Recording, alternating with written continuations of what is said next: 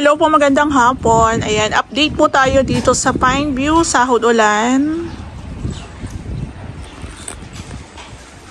Ito po yung project namin dito na malapit na rin po siyang matapos. Pero syempre, yun nga, lagi ko naman pong nababanggit sa vlog na pag malapit na rin matapos, medyo bumabagal. Kasi finishing touches na tayo dyan eh. Ayan no. Ito, itutuloy yung ating pagpo-flooring dito. So binawasan lang nila ng lupa, tapos may mga nakaabang na rin po tayo dito na PVC pipe para ito po kasi yung sa drainage. So dalawang PVC ang nilagay nila dyan.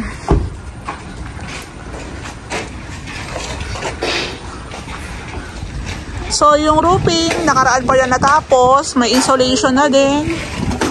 Tapos, yung ating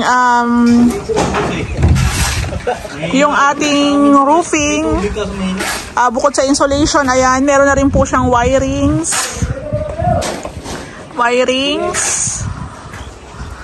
So, according kay sir, parang metal spandrel ang gagamitin dito. Pero kung ako rin talagang tatanungin, mas maganda po ang metal spandrel, matibay, kumpara sa PVC panels. Ang PVC panels po kasi, ginagamit namin siya mostly sa indoor. Pero may nakikita po akong gumagamit sa outdoor. Okay lang, depende po kasi yan sa nagpapagawa. Ayan. Depende rin po sa contractor, syempre.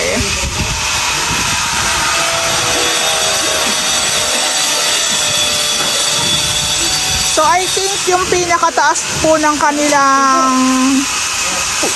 poste para sa gate is nasa 150 lang din. Katulad sa Lumina. Ayan. So, hanggang dito po ang naka-flooring. Ayan. Hanggang dito po ang naka-flooring. Tapos, yung ibang part po, hindi na. Ayan. Katulad po dito. Ayan. Itong likod na to, itong setback is wala na po itong flooring. Kumbaga, lupa na lang. Lupa. Ayan. Tapos, basta po yung ibang part po ng bahay ng extension is may lupa pa na part. Ayan. Kasi magtatanim-tanim dyan sila client. So parang the rest po ng natira dito is lupa din, magiging garden siya. Ayan. So meron tayo mga catch basin. Ayan siya. Tapos meron pang isa dito.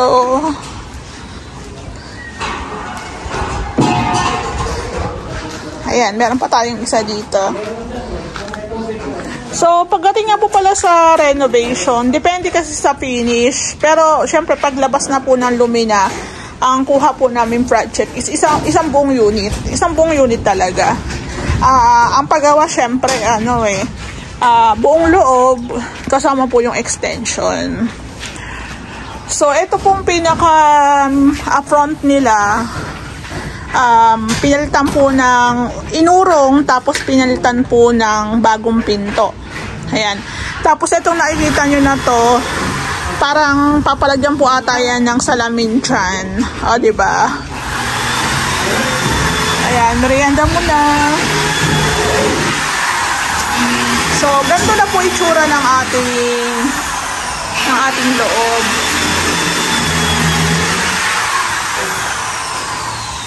So, yung hamba, nakakabit na. Ayan, naka-install na. So, andito na yung mga pinto nila, sir. Ayan. So, dito po sa unit nila, sir, mostly sila na lang din po ang nag-asikaso ng mga materyales. Ayan. So, meron silang mga pinto sa CR, pinto sa kwarto. Ayan, pinto dun sa may parang balcony. Tapos dito po, naglalagay niya ng kisame. Ayan. So, bali, ang preferred ni Sir na kisame is fine seam board o yung tinatawag na, yung parang hardiplex. Ayan. Parang ang peg nito is parang plain ceiling lang, tapos may konti lang siyang parang lalagyan yata ng strip light, parang ganun na. Ayan, picturean natin. So, itong mahaba na to, papalagyan nila ng owning. Tapos, dito po, sliding naman. Ayan. So, ang kulang na lang, tiles. Tapos, pintura, syempre. Tapos, mga accessories. Tapos, dito sa may kitchen, pasensya na kung may mga gamit. Ito yung ating counter slab. Yung counter slab po, matagal na po yan nagawa. Ayan. So, ang kulang na lang po dito is tiles na lang. Kisame rin. Ayan, ito kisame. Dito meron, oh. So, kikisamihan na lang po. Ito pong tinatakpan na yan para rin po yan sa owning. Ayan. So, tiles sa baba. Okay na yung wirings. Ayan. So, dito, magkakaroon din po tayo ng pagmamasilya. Ayusin pa po yan, yung mga wirings dyan. So, nakaka-excite din na gumawa ng ibang unit. Sa ibang subdivision. So, yung ating staircase, lalagyan din yan ng tiles. Ayan po. So, dito sa taas, hindi pa sila nakapag-tiles. Pero tiles na lang din ang kulang, then pwede nang gawin yung partition. Ayan. So, ito naman po, meron na siyang kisame, oh. Ayan. Tapos, dito si Kuya Bok gumagawa ng roofing. Ayan. Ayan siya. So, kay Sir, dito po talaga is para siyang abang lang sana slab. Sa pinaka extension niya, may konti lang siyang inislaban dyan. Tapos, yan na po yung pinaka parang abang. Pero parang, for now, abang lang. Pinabuksan para maging balcony. Ayan, parang balcony po.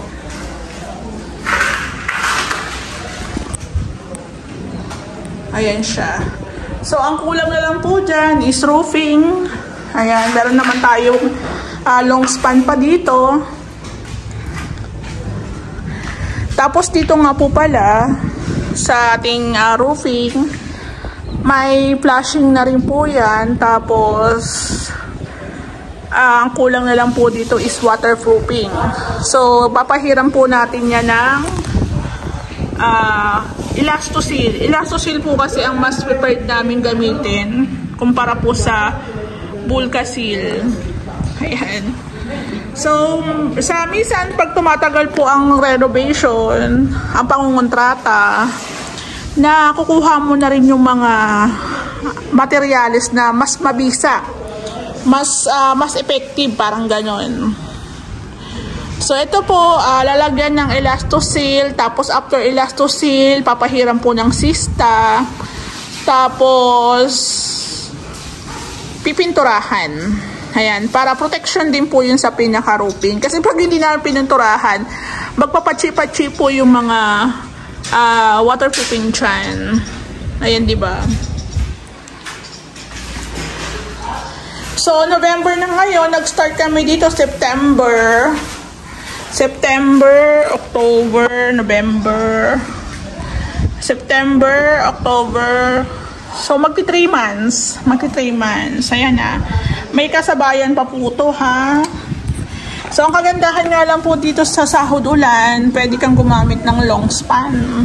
Ayan, long span na yero. Sa Lumina, napakahirap gumawa at maghanap po ng mga materyales. Ayan. So, si Sir, parang ang pagkakaalam ko, wala po yata silang PVC panels na gagamitin.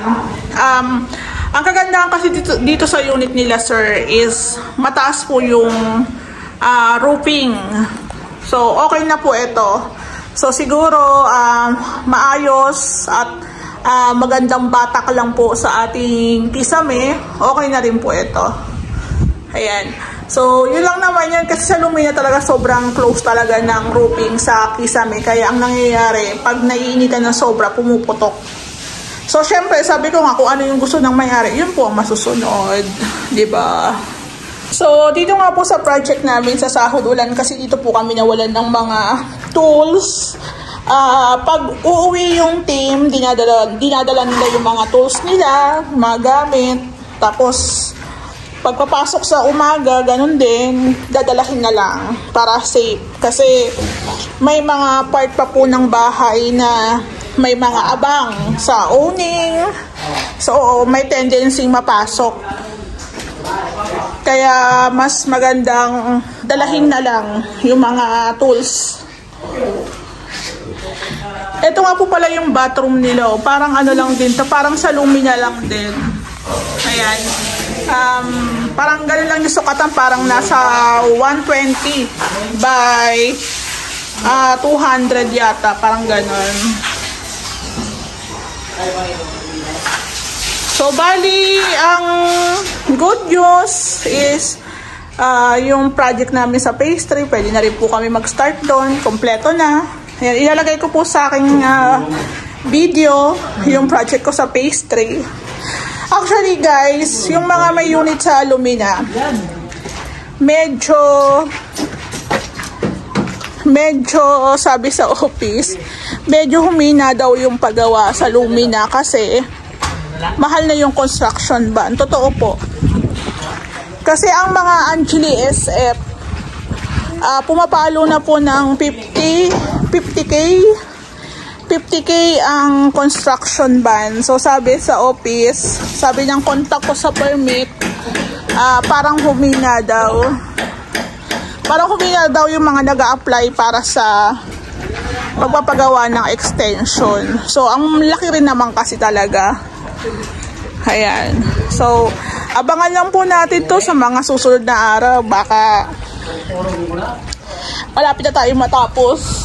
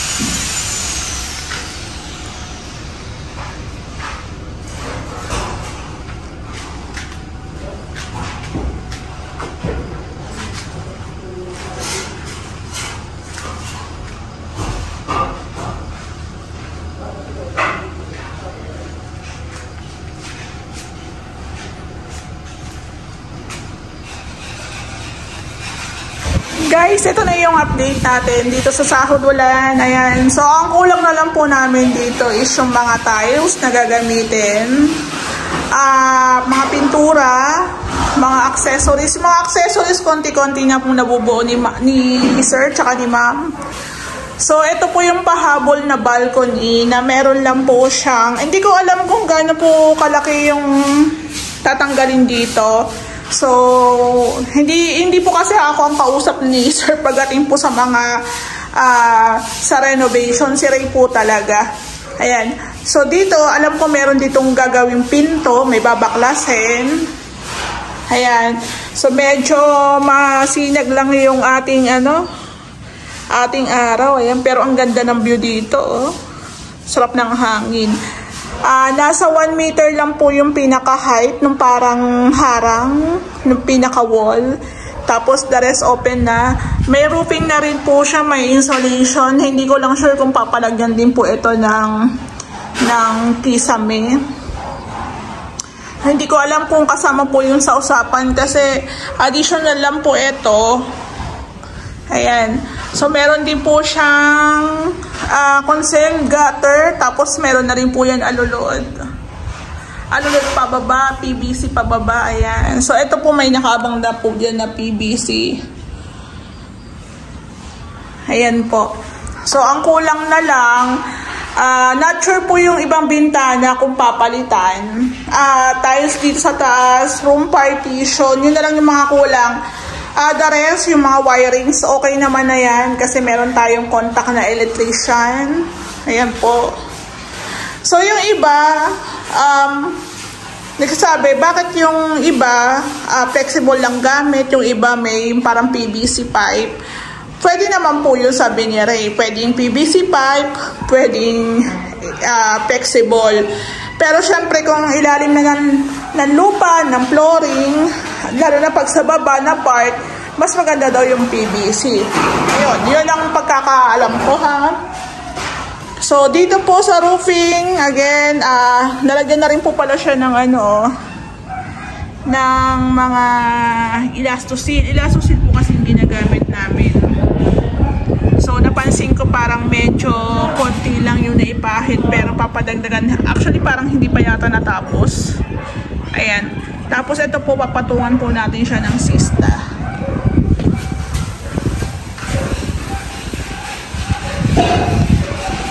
So, bali, ito po yung update natin sa project namin sa Fine View, Sahod Ulan. Ayan.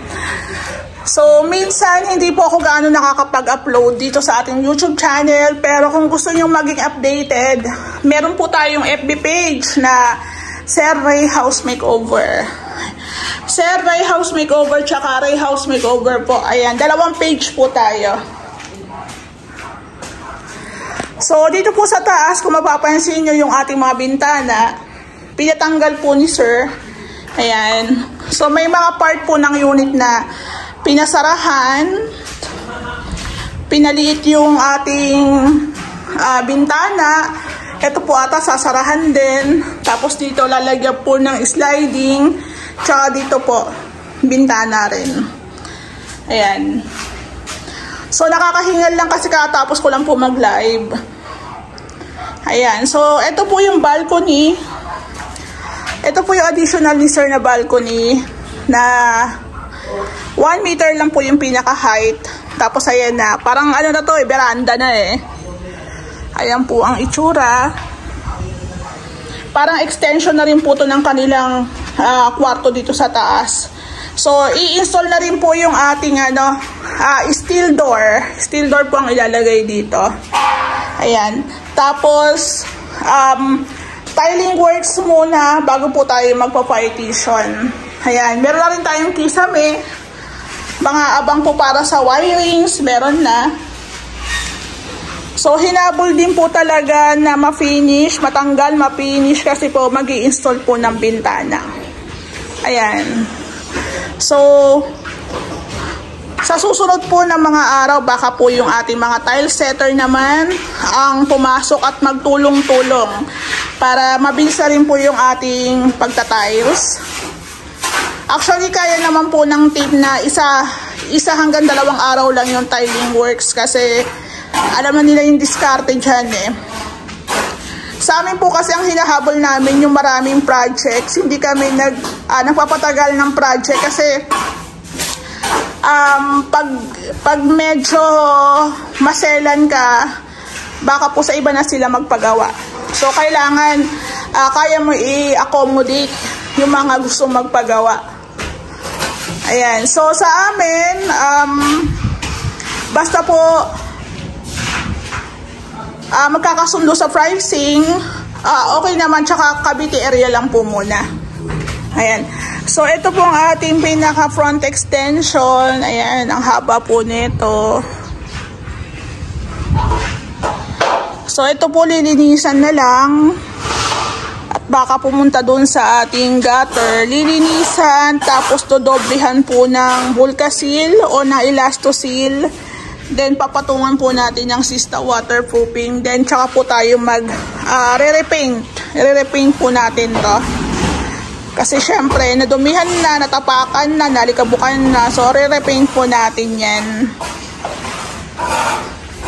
So, buti nga po dito sa subdivision nila, pwede ang yero, pwede ang long span na yero. Kasi sa Lumina mahirap gumawa kasi ang daming bawal. So, good thing na dito, okay. Ayan po. Meron naman na itong flashing. So, papadoble na lang po natin para sure na walang leaks.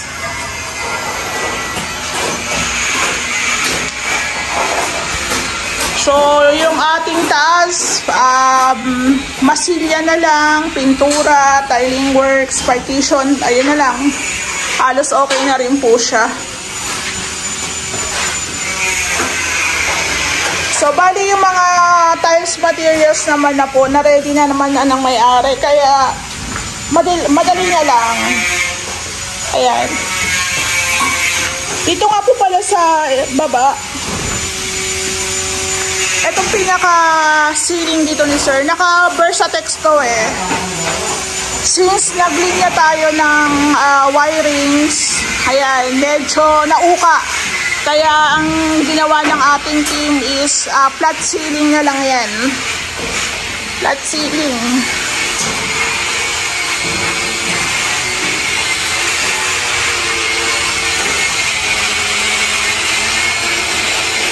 So, dito sa baba, tiles na lang din ang kulang. Meron tayong mga partial na adhesive, semento. Ayan. Tapos yung bathroom, bibilangin na lang natin yung tiles na magagamit dyan para ma-ready na rin.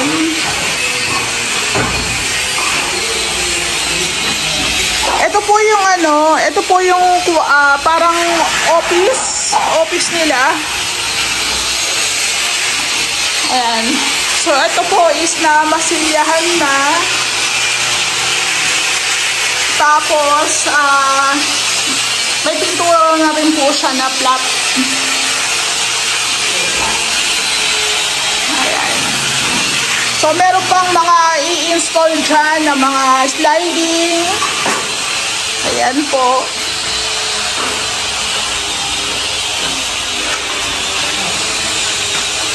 So, bali, ito po yung kitchen. Ayan. So, may mga mamasilyahin. Meron po dyan na ita-tiles. Ito kay sir, kahit wala na po itong wall tiles, gawa ng, wala naman po siyang katalikuran. So, waterproofing lang sa pinakalikod. Okay na yon. Tapos, backsplash na lang. Tapos, tiles lang sa countertop. Kahit yung ilalim, wag na. Okay na po yan. So, dito po yung, mahaba po yung kitchen nila. Ayan. Tapos, dito po lalagyan na lang siya ng kisame. Ayan.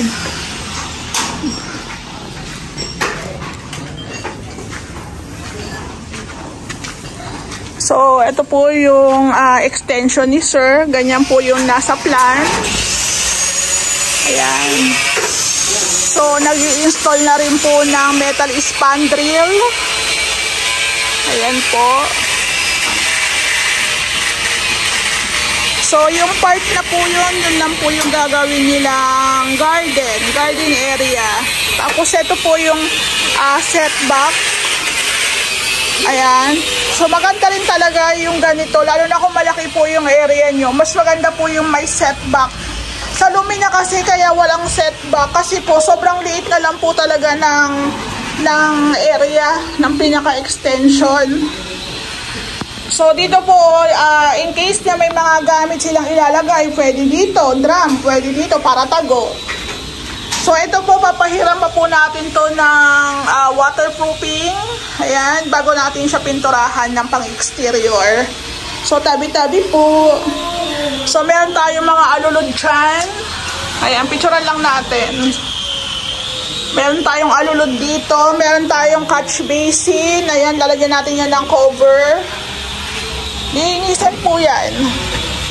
So, itong part na to, kakabitan po yan ng owning windows. Ayan.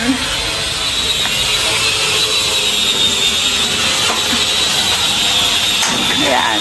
Yung gate po natin, tapos na. Tapos na po yung ating gate. Folding po ito na medyo malapad. Kaya ang ginawa ni Kuya Bok, 3 po yung cylindrical. Ayan, 3. So bali ang ginagawa na lang niya po yung kakapitan ng ating gate. Ayan. So ang ginamit po namin dyan na bakal is yung pinaka-frame po 2x3. 2x3 yung pang-design, 1x3. Tapos ito pong maliit, 1x1 po yan. So, mas maganda po yung medyo makapal, na bakal para yung design talagang kitang-kita. Ayan. So, ito po yung ating metal spandrel na wood design.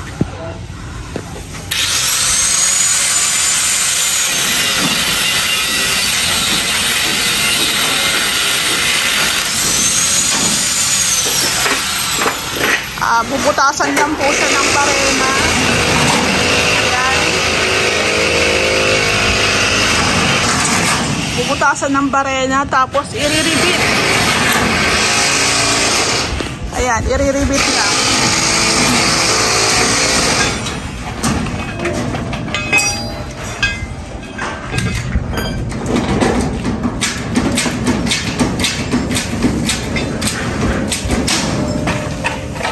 So, bali ito pong product extension ni sir. Meron din po siyang insulation.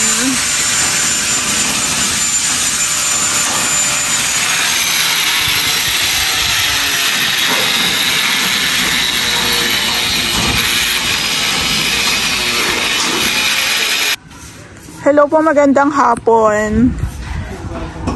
So, bali kahapon meron tayong vlog dito. So, today po, yung pinaka-gate, main gate tsaka pedestrian is na-install na. Ayan po. So, dito po sa part na to, meron kaming sisementohin. Parang ano to parang fence pa rin siya pero semento na. Parang may design. Hindi ko lang ma-explain ng maayos. So, dito po, ang gate natin is ginamitan po namin yan ng 2x3, 1x3, tsaka 1x1. Ayan po. Tapos yung ating metal spandrel kahapon, doon pa lang yun natapos. Ngayon, dito po, tapos na siya. Ayan. So, yung bintana natin dito tinanggal kasi papa-installan din po nila. Marami po dito ikakabit ng mga tawag dito, owning windows, sliding. Ayan, abangan na lang po natin sa mga susunod na araw.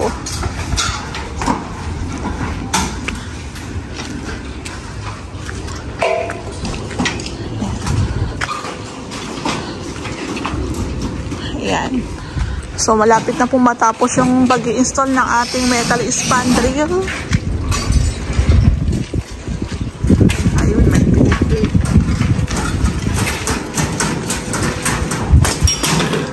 Ayan.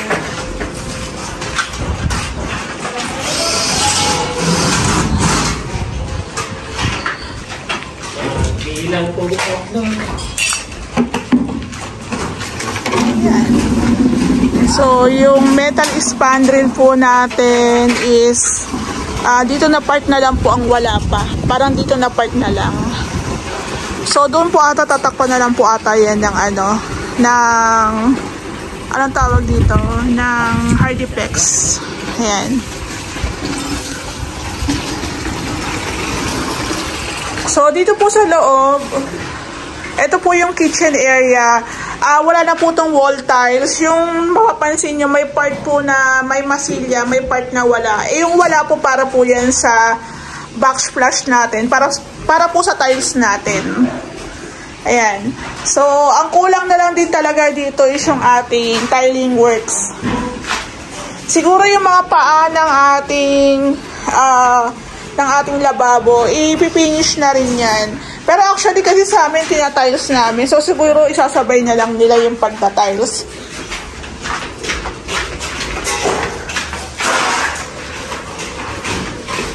Ayan po.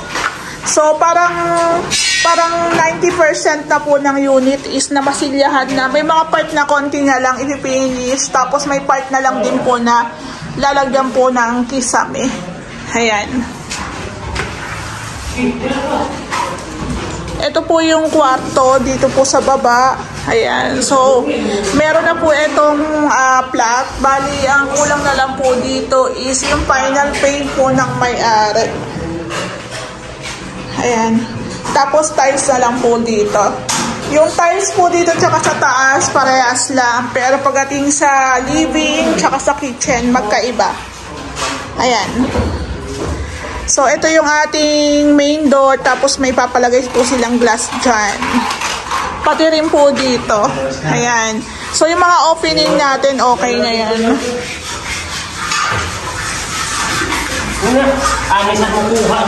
So, dito po sa taas. Ayan. So, bali yung taas po natin, ayan, may mga tinakpan na bintana, may mga binawasan yung sukat, may tinakpan. Tapos, merong, ito kasi dati walang bintana dyan, so, pinalagyan. Tapos, yung ating ceiling, ayan, tinatapos na yung sasara sa mga dugtungan. So, dito wala tayong PVC panels na gagamitin. Plain ceiling lang.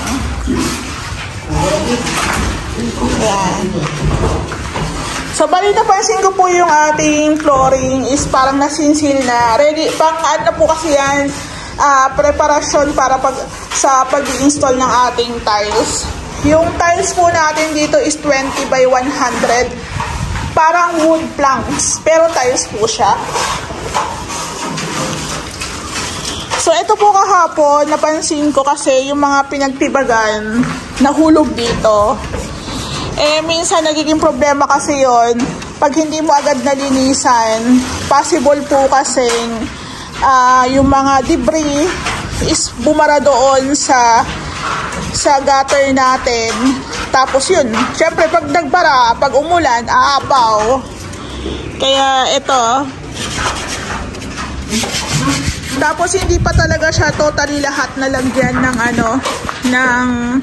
ng sealant o ng Bulkasil.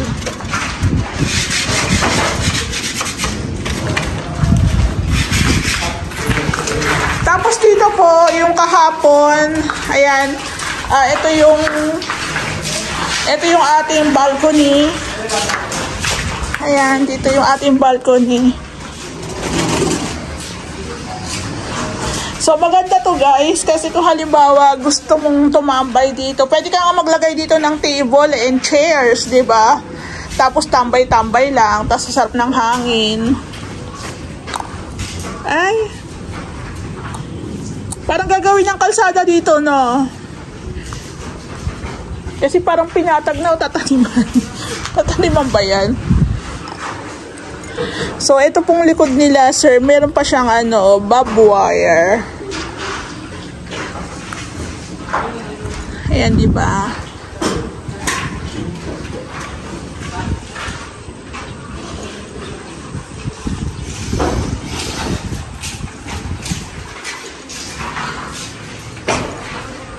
Ito po mga tubo na to, abang po yan. Kasi parang bathroom po ata, pero hindi pa sa ngayon. Parang ganito lang muna, balcony lang muna ang peg.